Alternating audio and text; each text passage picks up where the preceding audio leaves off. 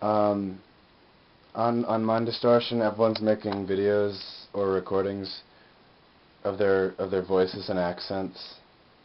So, so that's what I'm doing now. I originally made a video where I was reading a passage from The Lord of the Rings, but that was kind of nerdy. And also, I then watched Volley's video where he was like showing off the stuff in his room. I thought that was a cooler idea. So that's what I'm going to do. This is my poster of Mount St. Michael.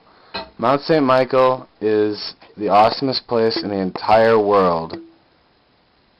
And I once wrote a poem about it. It's so freaking cool. And it's also a pretty good photograph too. It's all artsy and stuff. GC would approve. Here's my poster of the periodic table of the elements, because I'm a nerd. And behind it, this is a big secret, guys, so don't tell anybody, but it's my old poster of Thomas the Tank Engine and Friends from when I was a little kid. Here's my stereo system, and my globe, and a stuffed animal, and some burnt out light bulbs, and some cans that I'm going to shoot one day. And then here's my CD collection.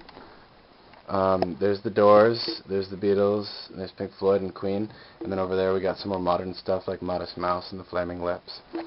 And then here's my map of the world.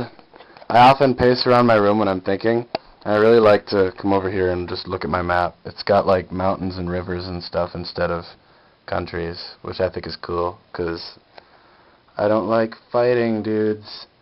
Anyway, I really like some of the coastlines. They're really pretty, especially the Western Mediterranean and Japan.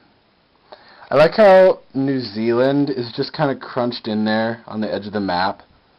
I've always wondered about like the neutrality of maps. I wonder if in New Zealand they have their maps like that, where New Zealand isn't off to the side so much.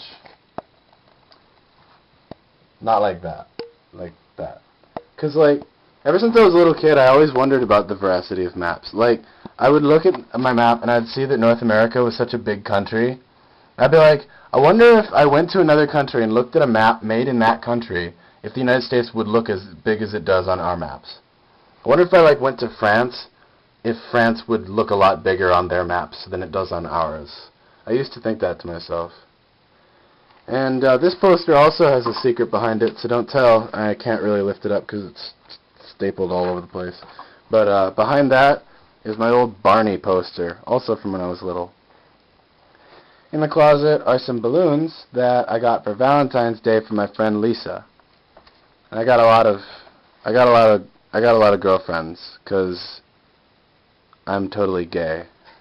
There's my book collection. It's basically just a bunch of Star Wars books that I only read once. And then below that is The Dark Tower by Stephen King and Harry Potter by J.K. Rowling. And then there's my printer buried under a bunch of stuff. And there's my lamp. It's really, really hot. If you touch that, you get like a second-degree burn. And there's my keyboard and my computer and my knife. It's actually kind of broken. I mean, like, it has like a handle that you're supposed to use to put it in your pocket, and it's just sort of broken. It just goes around like that. Here's my computer, my cell phone, which is awesome, and my French-English dictionary, which, as you can see, broke in half along the spine. There's my shoes, and my bed. My bed is the most Canadian thing I've ever seen in my entire life. It's covered in mooses and pine trees.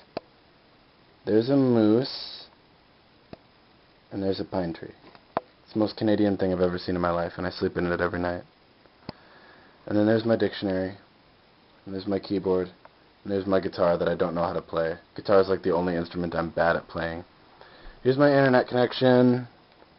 It's sitting on top of a box of bird feed because it needs to be high up in order for me to get connectivity. And here's my curtains, and behind my curtains is North Dakota.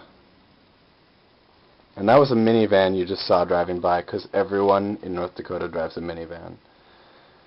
Everybody who's anybody, which means nobody. Anyway, I bet a lot of you haven't seen mountains of snow before, but there's one. And then there's my car. And then there's my dad's awesome pickup.